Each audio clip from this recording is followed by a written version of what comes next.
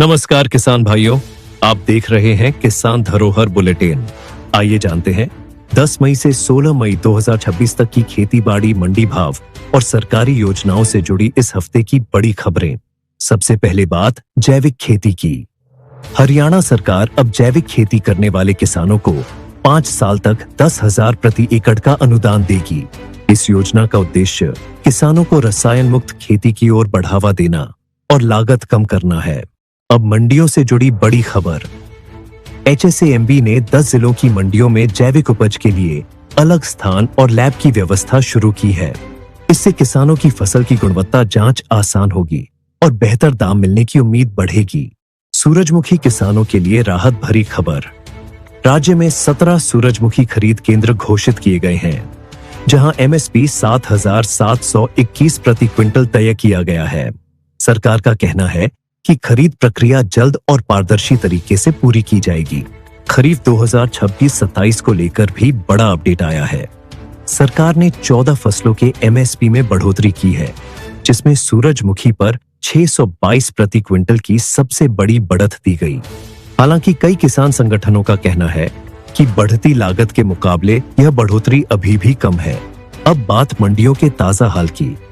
11 मई की CWWG report के अनुसार बाजरा, मक्का और सूरजमुखी कई राष्ट्रीय मंडियों में MSP से नीचे बिक रहे हैं। किसानों ने सरकार से बाजार में सख्त निगरानी और खरीद बढ़ाने की मांग की है। गर्मा मूंग किसानों के लिए भी अहम खबर। 15 मई से गर्मा मूंग की MSP खरीद शुरू होने जा रही है और इसका MSP 8,768 प्रति क्विंटल तय किया गया है।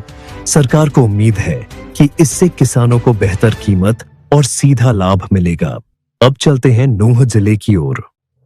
नूंह में 5,000 एकड़ से ज्यादा खेत जल भराव की समस्या से प्रभावित हुए हैं।